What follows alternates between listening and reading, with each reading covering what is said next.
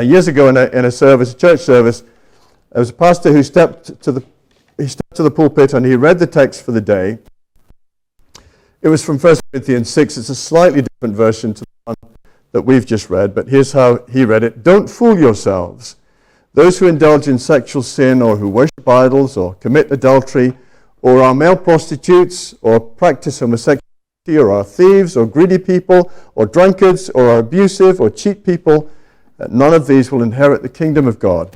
Some of you were once like that. And then he looked up, the pastor looked up with a bemused smile on his face and said to the congregation, I'm curious, how many of you have one or more of these sins in your background? If so, will you stand? Well, apparently there's a young man there who just became a Christian. He'd never been to church before, and he'd come with great fear and trembling to church. He wasn't really sure what to expect from church, all these weird people. And he said that when he heard that, he told somebody that when he heard the pastor asking that question, will you please stand if you've got any of these sins in your background? At first, no one stood. No one stood up. But then most of the congregation was on their feet. And he said to himself, these are my kind of people.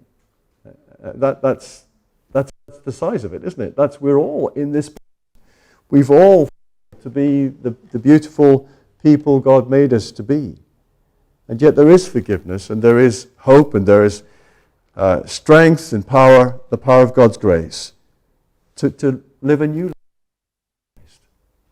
So I'll leave it with you, and by all means ask me more later. Perhaps we'll have a discussion time later and see how that goes. But may the Lord bless you.